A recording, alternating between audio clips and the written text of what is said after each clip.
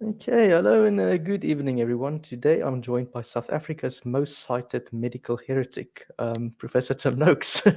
Welcome. Thanks, Hugo. Lovely to be with you again. Yeah. Prof, I want to sort of open up this discussion to talk about heresy in science, paradigm changes, the Gould effect, named after Tommy Gould, that, some scientific ideas are adopted through the social processes as opposed to being based on conclusive evidence. Just sort of your sense of how modern science developed, and why things can go wrong as it did with COVID-19 and cholesterol, maybe. Sure. Well, let's just start and see how it rolls out. So, we've been told to follow the science as if science is a body of knowledge, but science is not a body of knowledge Right. because science is a method of trying to discover the truth. And I have this wonderful slide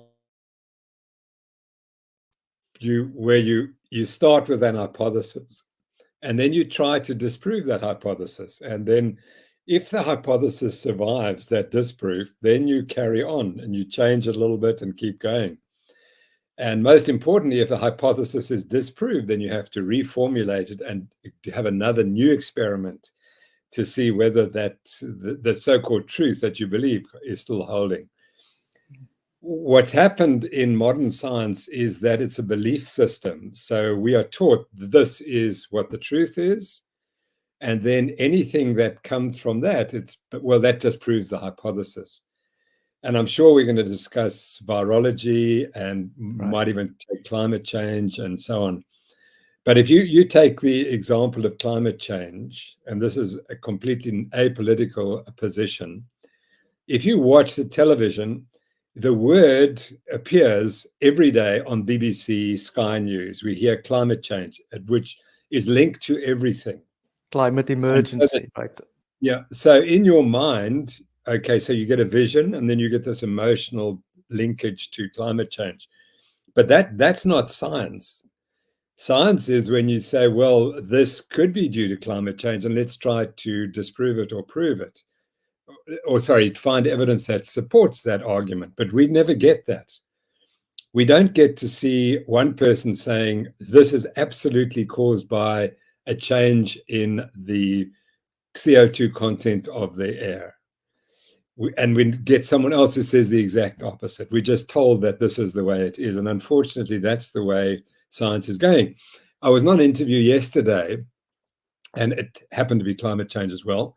Not that I was talking about it, but this was introduced. And a scientist teaching at a university in Britain, a directive had been sent to every single professor at the university that they were no longer able to talk about anything but the zero carbon story. Everything they said had to fit into that idea. Wow. And if they didn't teach that, they could lose their jobs. So that's not science at all. Right. So you're not allowed to question anything. And if you question it, they kick you out of the tribe. I mean, that should be a red flag, I think, to many people. Yeah. But they're following the science. So that justifies it. Right. So I think that's the problem, and we now have two populations. We have one population who says, but the experts told us this, and the experts are always right. The problem for those people is that their whole ego, personality, character is built on the experts being correct. Right. And if the experts are proved to be incorrect, then their whole personality crashes there, and they can't cope with that. It completely. So you think it's a psychological effect more than being. Yeah, absolutely, and that's what happened. Now, I was fortunate that I was trained in a period before that when, I was just thinking of driving to gym this morning, driving past the University of Cape Town. In the 1960s and 70s, that was a hotbed of resistance against the South African government. And the former Vice Chancellor, the late Dr. Stuart Saunders, was very strong in his opinion. He said, no, I'm not going to listen to what the government tells us. And I don't care if they send police onto the campus. We're going to stand up against this. Right. Today, the University of Cape Town is captured by this government and by the World Economic Forum.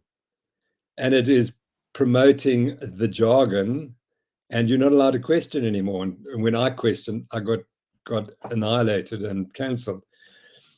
But I wasn't But it's even a questioning. question of money, I suppose. It's what it ultimately comes down to as well. That Yeah, because this was my understanding after looking into what happened to you, the diet heart hypothesis, cholesterol.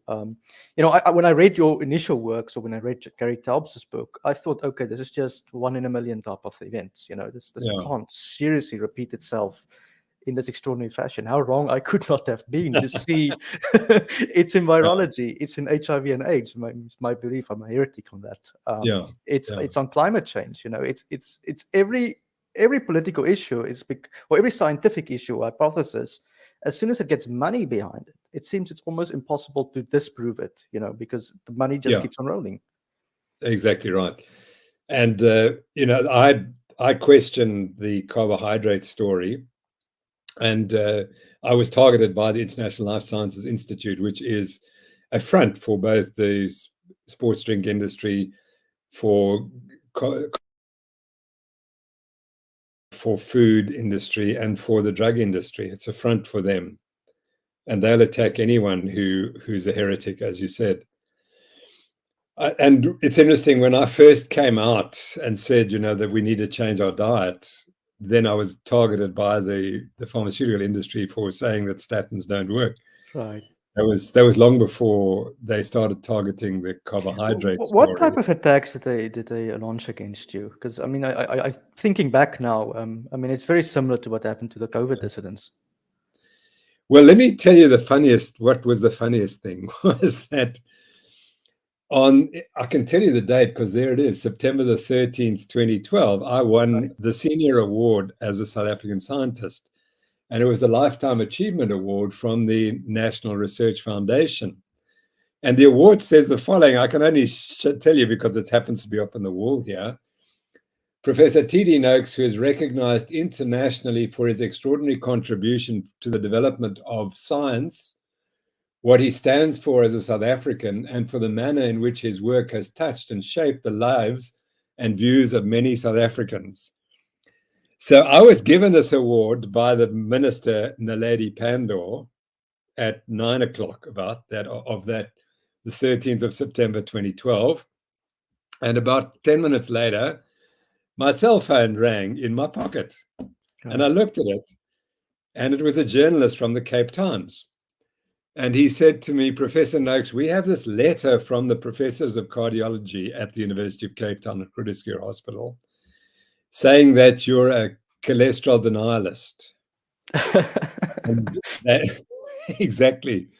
Or a statin denialist. And that's just the same as being an HIV denialist. And I remember the letter said something like, we've had enough of HIV denialism from the former state president of South Africa. And we don't need now someone to be a cholesterol denialist. So Because that's dangerous, right? You're going to kill people, obviously. So the next morning, the headline in the newspaper is not Noakes Award wins the most important award in South Africa. It's Noakes is a cholesterol denialist. So they completely destroyed any suggestion that I might be actually a good scientist. Mm. And the clear red flag is they don't engage in the debate in the arguments you were making. It was just character assassination. And the interesting thing was that I had a photograph taken with me with the Vice Chancellor of the University of Cape Town. Well, 2 years later, he allowed the faculty, the medical faculty, to attack me and isolate me and essentially publicly humiliate me because I'd said that you could reverse type 2 diabetes with a low carbohydrate diet, which is now standard knowledge. And I'd seen it. I'd seen too many cases.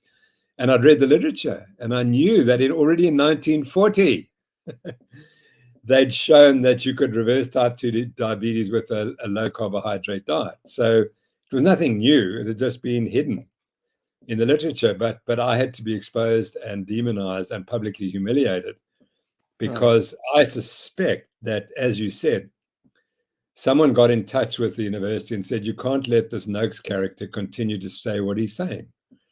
So in a sense, so 4 months before I retired, I was completely publicly humiliated by a university that had served for 40 odd years with great distinction. And you know, the And in propaganda fact, was so efficient at the time. I mean, I believed it until I got to France and I actually read through the nutritional science myself, you know. So, I mean, yeah, I fell for it since 2012 and 16. So for 4 years, I just believed you were a quack until I yeah, actually read what you said. And I'm like, but yeah. this quack has a lot of valid arguments. Well, fortunately, the HPCSA charged me, and that then we could. I had a choice. I could have paid a fine, or I could have accepted a lesser charge. And the night before the trial began, the prosecution's main lawyer came up and said, "Well, do you want to take a lesser charge?" I said, "No, no, we're not. I'm not guilty, Right. and I'm not going to admit to something I didn't do." So they And wanted so, you basically to sign a confession. It's yeah, that was sort of the story. Yeah, so fortunately, I had the three best lawyers in South Africa on my side, and we took the HPCSA apart. And we realized that we had to attack the science, and we just went to it for 12 days of testimony. We gave all the information that disproved the whole low fat story, which is complete nonsense, and it was never based on hard science. yeah. And it was easy to prove. And what struck me, Hugo, and this is maybe I need to make this point, was that the prosecution could have chosen anyone in the world to present the argument. And they eventually decided on the two ladies who'd written the South African dietary guidelines for weaning, because I was charged with giving false information about how you should wean a baby. Right. And their guidelines were exactly what I said. They were to the T. They could not have been more So, so, so, correct. so they contradicted themselves in court, basically. Absolutely. And they never saw it. If they'd had any insights, they would have said, but hold on, what Dr. Noakes is saying is exactly what the dietary guidelines are. But they couldn't, because they were captured by industry, Yeah, and they had to and go forward and present the argument. but that speaks to me to what I've now witnessed with the AIDS story and with cholesterol and all these things, is Mm. that, or even climate for that matter, the people who eventually propagate the message, the gatekeepers of science, they are utterly, because they've not been faced with the alternative argument, they cannot even defend themselves anymore. Yeah. And that sort of speaks to the point. I mean, it came to the absurdity that they were actually in agreement with you without even knowing it themselves. Yeah, that's exactly right. And the other thing was that although we presented 7,000 pages of scientific material, and we described it in the book that we wrote about real food on trial, they presented one scientific paper,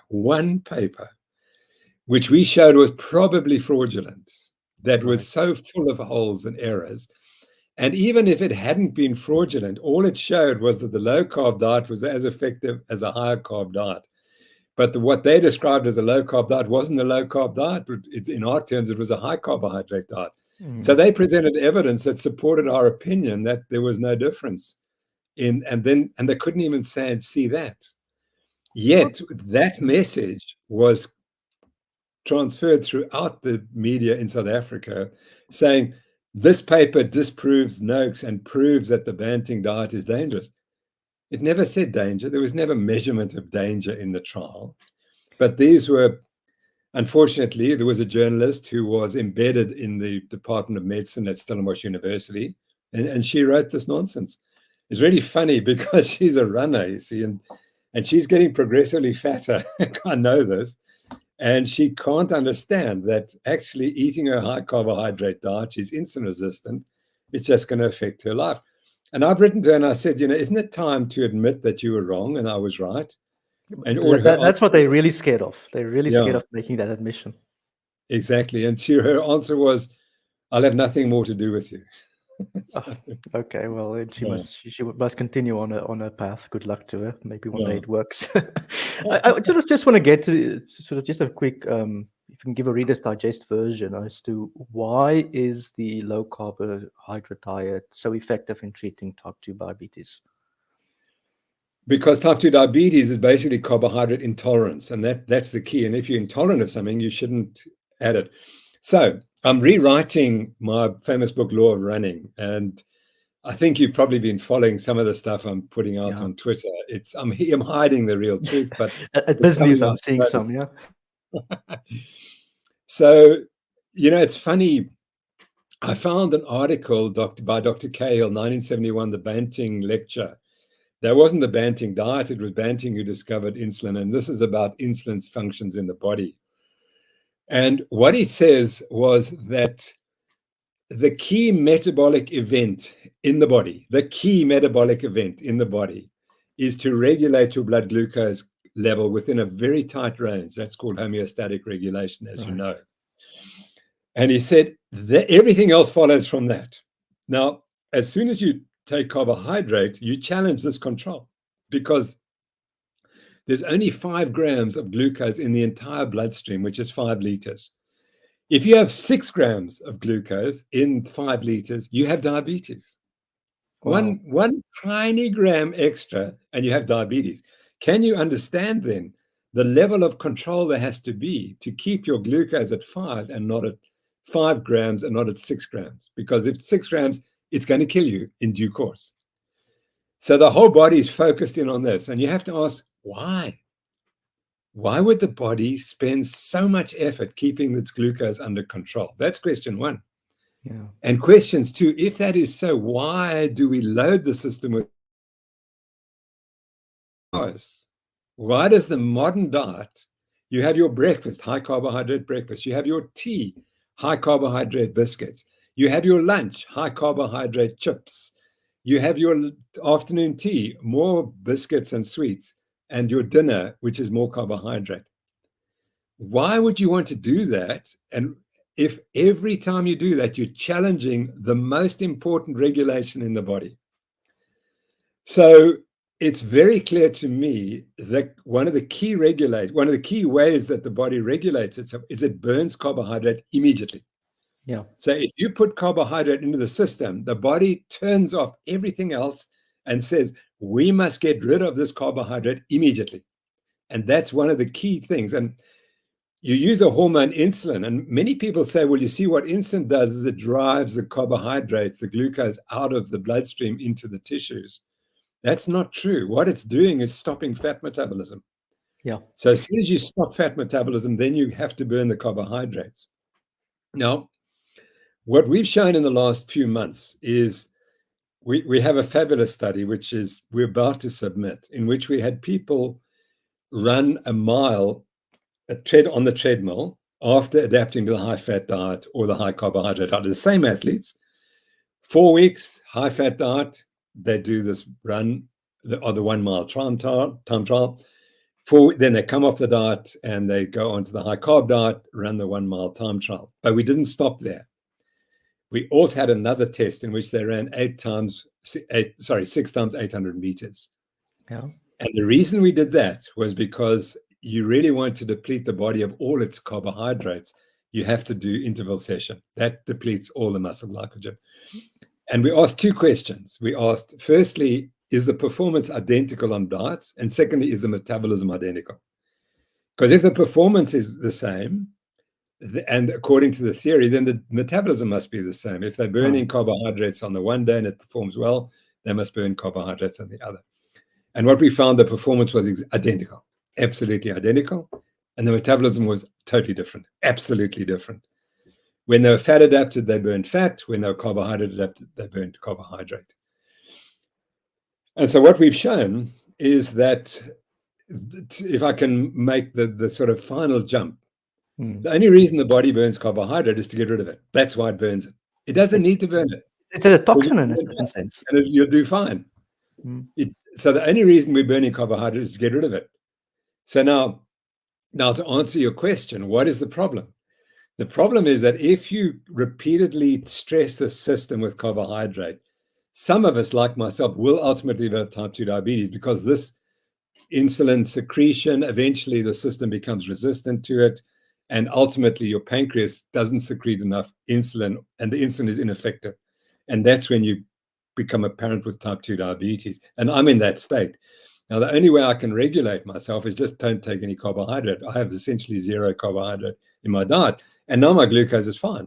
It's And not what, perfect. what happens when you eat a little bit of sweets every now and then, or don't you even do that? It just goes like that, but my glucose will go like that, but it upsets the system for at least 2 days. That's the key. And so once you become brittle like myself, the system is so brittle that just a touch of carbohydrate will mess it up. And you see, and so that's what happens. You get people like myself running all these marathons, and I'm coping for 40 years. I'm coping with the system, which is broken but not destroyed. And then one day it's gone. Then it's completely destroyed. Wow. And then anything you do, if any carbohydrate you eat after that, is just, the body is so toxic, it's so unable to manage it, that you just go straight back. I'll tell you this. So my wife and I have been eating more or less what you specified. I mean, we're up and down a bit because none of us are really diabetic yet. Yeah. Sometimes, we have a chocolate or something of the sort, but generally we even fast, we eat twice a day. And I remember the other day we went out and we said, okay, we're going to eat a little bit of cake, like lekker, sweet cake, everything. The next day, it feels like a hangover and my joints are aching. My entire body, it feels like it's going into a spasm. And it takes about 2 days to get over the tiredness before my body. And it's like my body is asking me, please don't do that again. Yeah. Yeah, that's very interesting, because in the old days, and again, I'm exactly the same as you, I was eating these things and feeling sick, but not realizing it, because you didn't know what it felt like to be normal, to be healthy. And so that's what's happened. You've now exposed yourself and you know what it is to feel really healthy. Okay. And as soon as you go back, you have a bit of carbs, and it's probably the grains, the cereals,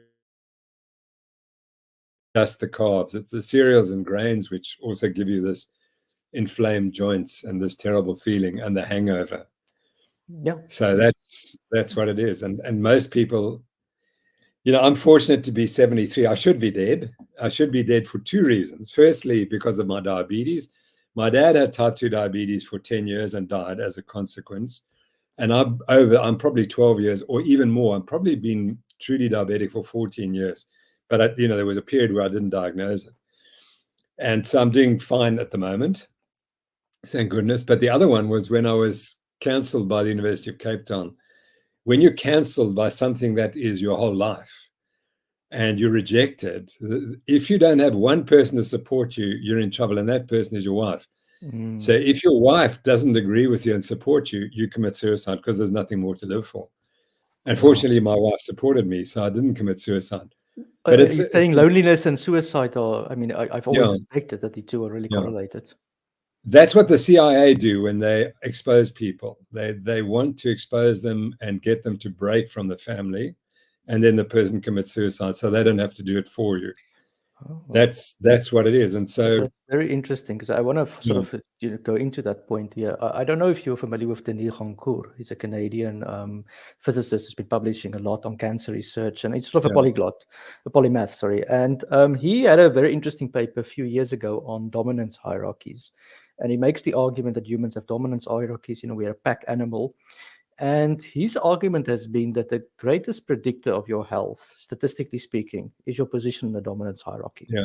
So the idea is, and by the way, dominance hierarchies are sustained by propaganda, which is an interesting fact. And he makes the argument that the lower you are, the sicker you are. And obviously, we know lower people, the strata, they also eat lots of carbohydrates. So the two run together. But he made the argument that basically the reason why loneliness and depression and those stuff correlates with isolation is because it breaks down the dominance hierarchy. You're kicked out of the tribe, basically. Yeah. No, absolutely, I can understand that. So that was the second reason why I survived, and I'm very happy to be around. But I think I was getting to the first point, that at my age 73, if you haven't changed your diet and you're insulin resistant, you're going one way and you're going quickly downhill. And what you notice in these people is they get into this position, they get into this hunched position. And I call that the dead man's curve. So you got to be able to do that, but they can't, because they're fixed in this position. Wow. And they never do any exercise that gets them into that position. So you need to loosen you need to basically do weights and something of that sort. Absolutely. To strengthen yourself. You have to push and pull. Okay. So, for example, if you're cycling, you get in that position, there's no pulling. So you've got all these back muscles and your upper body, the upper shoulder muscles, just atrophy. And how And you may important have is great posture in legs. all of this? I mean, Yeah, I mean, because posture, it's not just about, you know, standing up straight. It's also about, there's some neurochemical reason behind it as well, right? that's right. And I'm working on that, trying to understand that. But there's no question that it is very important. And the yoga position, the yoga people have known it all along. One of my students was Laurie Rauch, who wrote a book called Keeping Calm. And it's a book that's really difficult to understand. You have to understand quite a lot of neurology. But his point was he was paralyzed, completely paralyzed. He was training to be a world-class athlete. And within 10 seconds, he was converted to a paralyzed person. Wow. He was run over by this massive truck, drunk driver. He was cycling, etc. And it took him 10 years to be able to, because he lost his leg and because of brain injuries, he lost his balance. And it took him 10 years to get back to where he had been. And he had to work it out. And he discovered that posture was a crucial component in all of this. Wow. And getting the right posture again was excellent, was important. So my theory is why the posture is so important. It's also got to do with serotonin, definitely. And that, by the way, speaks again to dominant structures. It sort of all ties in very well. And then again, you know, speaking to the ketogenic diet or the Banting diet, as you guys call it, you know, it boosts. It's got all the positive neurochemistry associated with it, right? Yeah. So that's an area that I'm working on, and hope to include that in the new law of running, because the psychology a year ago or 2 years ago is quite different to how I understand psychology today. Right. And I'm hoping to, you know, what in sports. So you get this action crisis, and then you decide whether to quit or not. And that's the key psychology. And unless you're thinking, what we have a primitive brain and we have a primate brain, which is the slightly more advanced brain. And unless they're completely coordinated, I believe that you get the action crisis. Okay. And it's all the actions that you do which are producing good results that ultimately make you get through the action crisis and win the marathon or whatever. So that's something I'm working on. Because but that's you had another theory which I read about years ago. I might be naming it wrong. I think it was central governor theory, which is that, you know, the reason why you're not going further, it's got nothing to do with fatigue. It's got to do with a psychological thing, right? Yeah, that's partly correct. What we said with the central governor is that sets a limit so you can't damage yourself. It's much like the homeostat, keeping your glucose constant. There are many other things that have to be kept constant when you're exercising, and you can't be allowed to get them too high. For example, body temperature. If your body temperature goes to 42 or 43, you're going to develop heat stroke, because the human body can't cope with that temperature. And so there's a system that's designed to prevent that from happening. And it anticipates. It knows, okay, you're running 10 kilometers today and it's a bit hot, so therefore it'll slow you down from the word go. That tells you that sets a limit, but whether you get to that limit, that's where the psychology comes in. Okay, that's because each of us have this quitting moment, this action crisis, where we have to answer the question, is it important to continue, or should I just stop now? And of course, the winners always answer that question in the affirmative. And they've always said, yes, of course it's worth continuing. And the guy who comes second, or the team that quits in rugby or in cricket or soccer, the team that quits make a joint decision. It's not worth the effort. The other team's too good. They're going to win today. Okay. And once that decision is made, you've had it. And one of the keys of working with teams is they must never allow that to happen. The only time you quit is when the referee's final whistle goes. And before that, any team can win. Yeah. Are you familiar with Jonathan Haidt's work on the righteous mind? No. It ties into it, and I would recommend it. Where he goes very deep into first of all why we're so stubborn and not changing our minds. So that's sort of part of it. But the other one is he talks about this group development group psychology, the herd mentality, and why honor and things of these sorts are so important values for teams to win matches. Yeah. Because it's similar to war. The generals have known for years that what ultimately stops an army from advancing is when there's dissent within the ranks, and that's why they shoot Yeah. dissenters, because they don't want Yeah. that message to spread. Yeah. Yeah. No, that's absolutely great. Can I just take the name of that book down again, because I must obviously read that book. It's called The Righteous Mind. And it's really I recommend. It's a brilliant book on persuading people as well. But it's a psychological book. He's very familiar with Steven Pinker's work. Is in that line of school of thought. Yeah. I want to sort of pivot this conversation now, sort of from the carbohydrate stuff, because I think Biz News ran very good articles with you on the whole cholesterol scam, etc. Yeah. To maybe more controversial things, if there was such a nature, virology. What is your sense after the last 2 years about germ theory and what is called terrain theory and all of that? Have you changed your mind yet or not? So you must remember, I'm a standard trained medical doctor who believed and was taught that virology is that viruses exist. And we were taught Koch's principles, that you first have to prove that there's a reproducible agent, which then is transferred to the other human, and it causes the disease. And if you find that germ, or whatever you call it, in a person who doesn't have the disease, that disproves the fact that that germ is causing the disease. That's number one principle in the Koch's 4 principles. That if you find, so let me just remind you that Koch was the first person to identify the tuberculous bacillus, and he did it because he used a different type of stain. I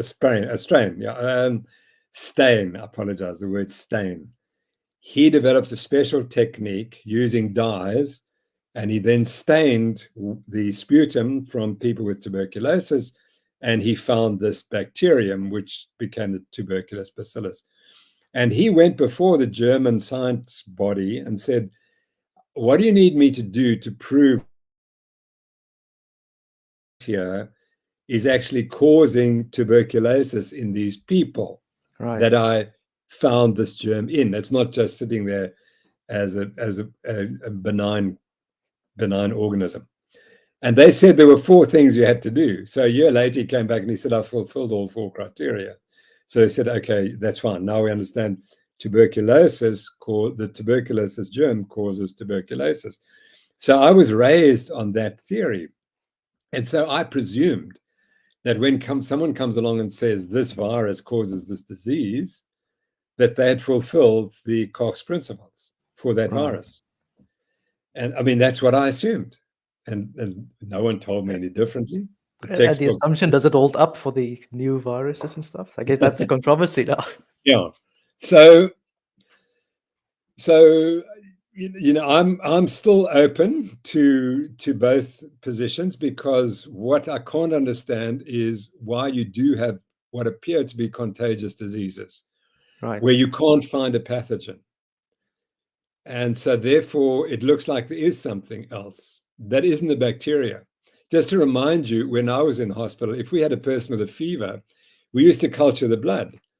And then only if you could find a bacterium could you say, oh, the bacterium is causing this sepsis, etc. And you would treat the patient with a drug that knocked out that specific bacterium. So that's how I'm steeped in this thing. So for a doctor to come along and say, well, actually, maybe there aren't viruses, that's very, very difficult to make that jump. So what it turns out, as I understand it, is that virology has never isolated a virus. They changed the term of what isolation means. And we need to distinguish here between what is called purification and isolation, I think, to help people understand. That's correct. That's correct. And when you use the term, as I understand it, which means that you isolate something from everything else, that's never been done. Right. And the argument the virologists use is that it's impossible to grow viruses except on other cells, so that therefore you almost have the other cells present. Okay. And then what they do, so they've got this mishmash of virus plus other cells. They could be human cells, they could be cancer cells, in which they supposedly are growing the virus. That's their argument.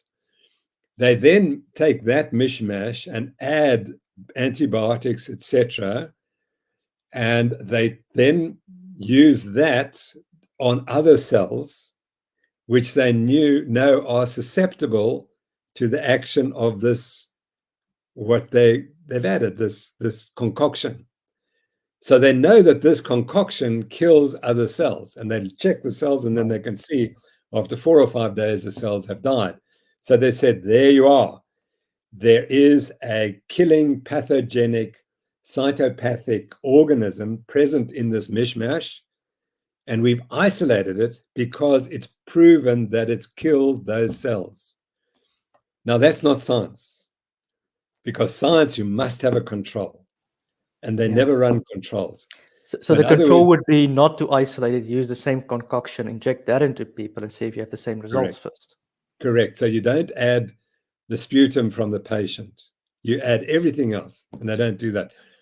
And the first patient, by the way, who was isolated in Wuhan with so-called COVID-19, they took a sample and they did that. And then they took that concoction and looked for genetic material, and they found a few strands of mRNA.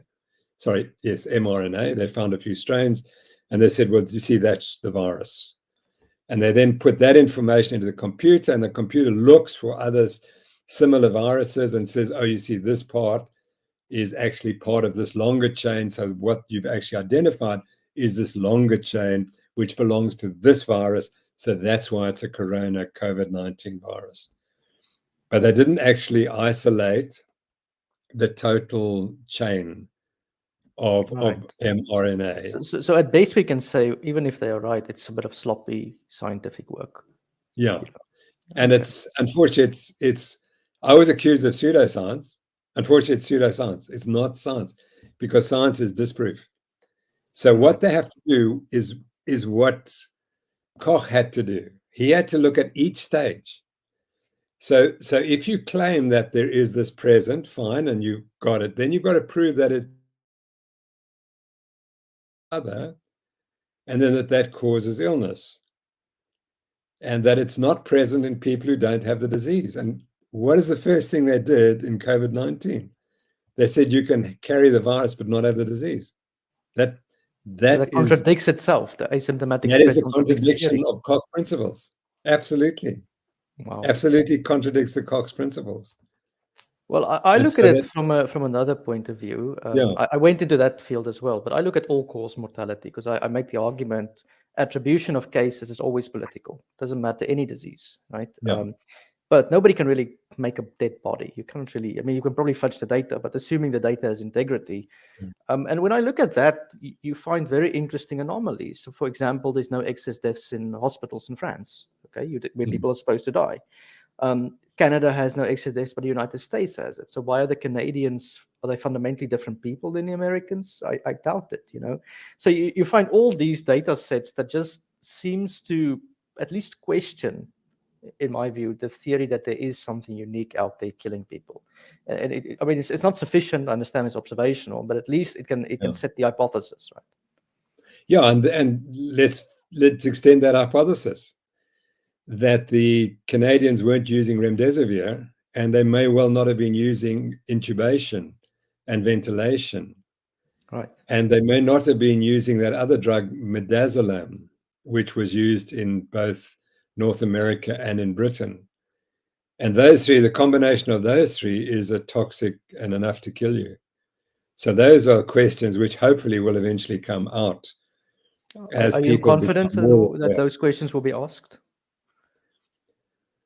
You know, I think they will, but whether it's going to take 5 or 10 years, that's the question.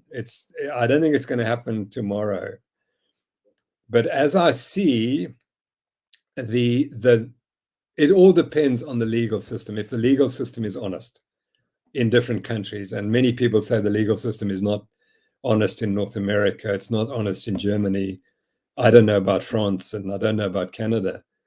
But if the legal system is honest, there are questions that have to be answered.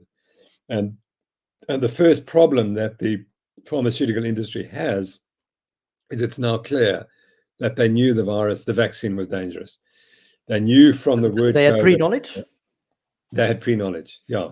Wow. And that they were promoting it despite the fact that they knew it's dangerous. And they knew it was causing myocarditis and all these other complications.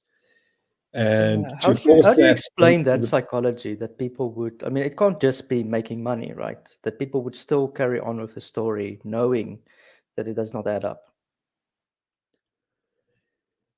Yeah, well, once you start asking that question, you go onto the dark side of what's happening in the world today. And Oh, I suspect that there's a lot that's happening that we don't want to know about, and most people don't want to know about it. And it will become apparent if the legal system holds up. My point to answer your question was, every day on Twitter, I see more and more positive evidence that the judicial system is waking up and starting to ask that's questions. great news. But And the real problem for the pharmaceutical industry, particularly the makers of vaccines, is that they have promoted a product they knew to be dangerous, and that is fraud. And so any contract they had, wherever it was, becomes fraudulent and therefore is no longer so they're valid. not covered by this liability clause. And not covered by liability. Absolutely correct. So sooner or later, you will be able to sue them directly, not the government. You'll be able to sue them directly for harms that were occurred. And the harms are going to run into the billions of dollars. And that is going to be more than companies like Pfizer can cope with. Oh, And so it will the be good possibility news. is they'll go into liquidation. I want to ask you then, given that COVID and the cholesterol story was such a big wake up for you, are there other controversial issues that you've started to question the science on? Yeah, my whole career was built on questioning a whole bunch of stuff. And the ones that I'm best known for are, you mentioned the central governor. The other one was the over drinking, where they promoted over drinking and as a consequence killed athletes during exercise. And so I wrote a book called Waterlog, which describes that thing. So those were the two, but now I'm looking at the carbohydrates and the fact that you actually don't need carbohydrates. Your body generates enough carbohydrate in the liver, and so you don't actually need the carbohydrates. And that has huge implications, because I'm of carbohydrate. The over promotion of carbohydrate is behind the type 2 diabetes and the obesity epidemics. And so sooner or later, people will begin to realize that. It'll take a long time. Alzheimer's and all these diseases are like derivatives, my understanding, from Correct. metabolic syndrome. Correct. And the metabolic syndrome, it's said now that 80% of Americans have metabolic syndrome. So they're all going to get type 2 diabetes, hypertension, cancers, those things. They'll all die from one of those diseases, and which are all linked to the diet, the food that they're eating. What this means is that the most important medicine for you is your diet. And that, of course, is completely contrary to what we teach in medicine. And I was asked yesterday, so Sounds Noakes, like what are you common doing? sense, though, No, it's not. So I was asked yesterday, Noakes, what are you doing to revolutionize the medical profession? And the answer is, you can't, because it's captured by industry. And if you try to change it, there's no money for teaching doctors. So the whole profession falls down. Right. So I don't know what's going to happen, but I think there has to be an alternative. And those people who want to look after their own health will have to go that route. I must make the point, of course, that if you break your leg, taking more protein ain't going to help. You need medical care. Right. So let's just make the point that we're talking about chronic disease. When you have a chronic disease, and that's cancer, diabetes, obesity, etc., those are all nutritionally based, and the only way you can treat them is with a change in nutrition. You can't treat them with the pharmaceutical model. It doesn't work. And that is crippling medicine, because the costs are enormous. In South Africa, there are 10,000 new diagnoses of diabetes every month.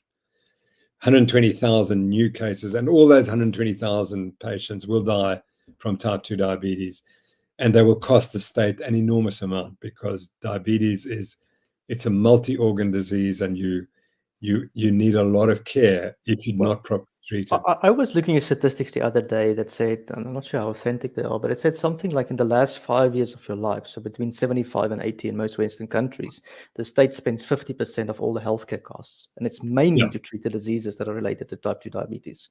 So that's it's an correct. extraordinary amount of money. Yeah, exactly right. And that's all preventable if you just change the diet and feed people real foods and get them off the sugar and ultra processed food. And we know that the evidence is there. It's abundantly clear. Yeah. It's absolutely as clear as night and day. And it's interesting, just to make a nice little advert for my foundation. We've just produced the first textbook on the low carbohydrate diet, or a carbohydrate restricted diet. Oh, brilliant. 62 of the world's authorities have donated their time to write chapters, and it's coming out in May next year, the first textbook on low carbs. And I can tell you, there's more proof that this diet works than any other single diet you can mention. It doesn't matter what diet is. We've got more evidence. And is it written in a fashion that the public can understand it as well? Well, it's for practitioners. But the point, what we tried to do was never again will they say Noakes is a quack, or that doctor's a quack because he promotes a low carbohydrate diet, for which there is no evidence. There's more evidence for this than any other single diet. So that's what's really exciting, that now no one can say that again. Wow. And you have to see it, because all the diseases are covered. We cover all the diseases. We cover all the evidence that each of these diseases is linked to insulin resistance and high carbohydrate diets. I've got another challenge for you or your foundation, for anyone who wants more controversy. Radiation. There's a very good book called Radiation and Reason by a man by the name of Wade Allison. He's a physicist at Oxford. I spoke to him here. He makes the argument that low-dose radiation is beneficial to humans, and he's looking to what is called radiation hormesis. I don't know if you've heard of that. No. The way he looks at it is there's a population in Iran that lives in Ramsar. They are exposed to more background radiation than at Chernobyl and Fukushima. Okay. Yeah. Background natural radiation, and they're some of the healthiest people in the world. I've been there. It's a population called the Gilaks. First of all, they eat a low carb diet. I observed it when I was there, so I don't know if that. But they live in the mountain areas. They're big guys. They're tough, and I've never seen a population just on the face of it being so healthy. That's just sort of my observation there. Yeah. So they live in radiation and they eat your diet.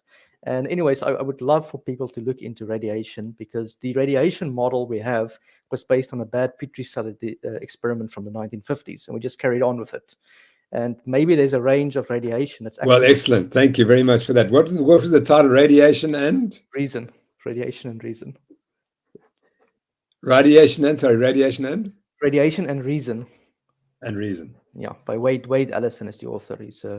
He made this argument. So that's sort of something I just want to throw out there for any GP, anyone that is curious. Maybe there's beneficial ideas to radiation. Who knows? Get your last sort of view here, because we're running up in 10 minutes. Your foundation. Yes. Maybe just explain to us, what does it do, and the type of work you do, and how people can get involved or support you. I think that's important also. Thanks very much. So when I got involved in this after I changed my diet, and then people came and we wrote the book called The Real Meal Revolution, and it made a lot of money. And I always invest the money from books that I write into foundations. And so John O'Proudfoot, who was the senior author of the book, said, well, Tim, you need to start a foundation. Right. And you need to start promoting the low carb diet. So we formed the Noakes Foundation. And initially we thought what we would do is fund research. And the first research we did was the fund was donated by an American who's become very famous subsequently for driving the low carb diet commercially. And I can't mention his name because he asked me not to. So we did that research, and then we realized that that's great, but it's very expensive, and we couldn't afford to continue doing that. So we decided that we would spend our effort teaching doctors about the low carb diet and practitioners. And we started the Nutrition Network. And now that is one of the more respected organizations providing education for doctors. And we have a whole series of online courses. And twice a year, we take 10 doctors or practitioners and put them through a very rigorous 8-week training program and then certify them as nutrition coaches. Wow. So our goal was that we thought if we can just change the one doctor, that doctor will influence tens of thousands of other people. So that became the focus. So that is a lot of our effort is put into the nutrition network. There was just a handful of us doing incredibly important work. And the nutrition network funded the production of this new textbook, which is remarkable because, you know, we're not a medical school. No medical school in the world did it. We did it, this rinky-dinky little foundation managed to do it. Wow. And the third arm, we still fund research. We do the nutrition network, and then we have an Eat Better South Africa campaign, which is to try to produce a healthier diet for people who don't have all the money to buy the foods that the rest of us might be eating on this diet. Because there's a perception that it's expensive. Is that the case? Well, the EBSA program shows it's not. And we've had programs in very poor communities where we've advised people how to eat on this diet, what foods they should choose. And we started reversing type 2 diabetes in the poorest communities.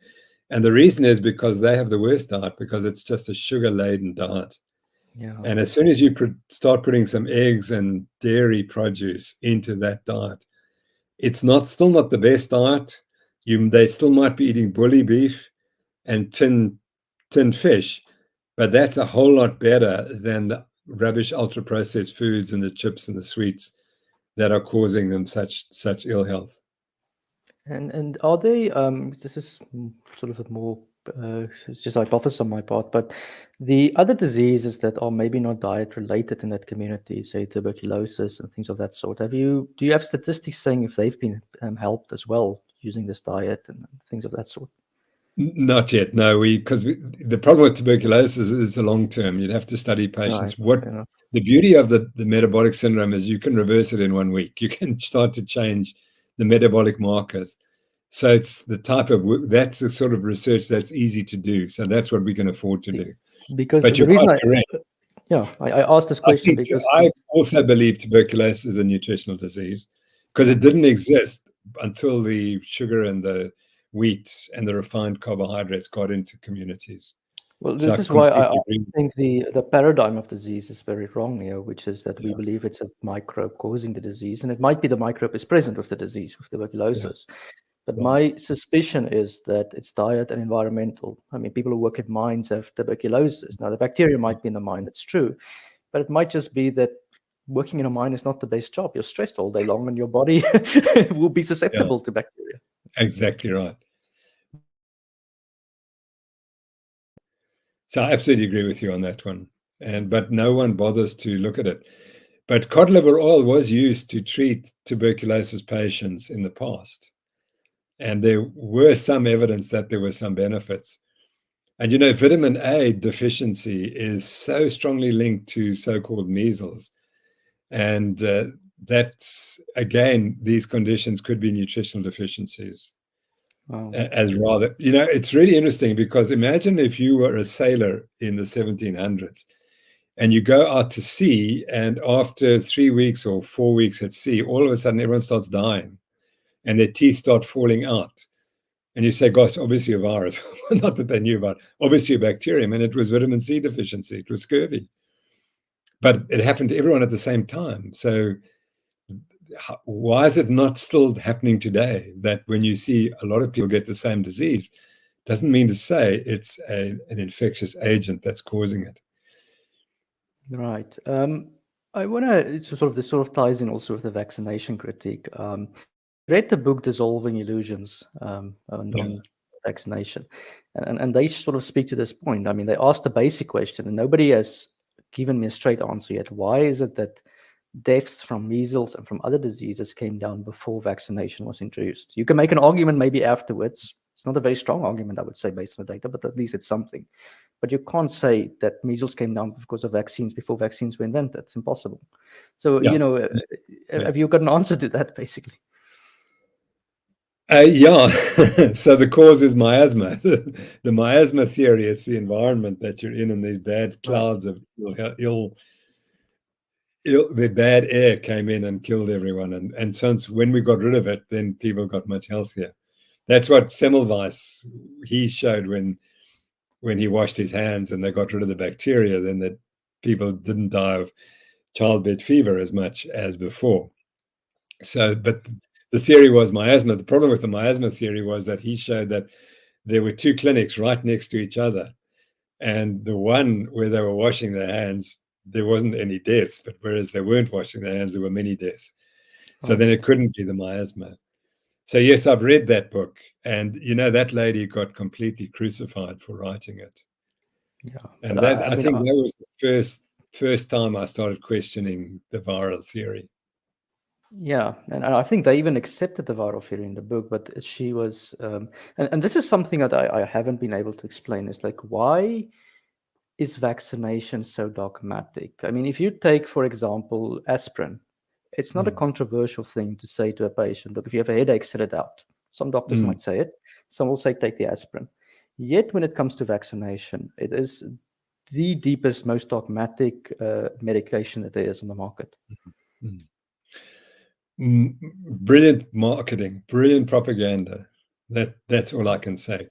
So I was, you know, accused of being anti-vax and so on for just saying you need to question these things, not for saying you shouldn't get vaccinated. It's entirely up to your personal choice.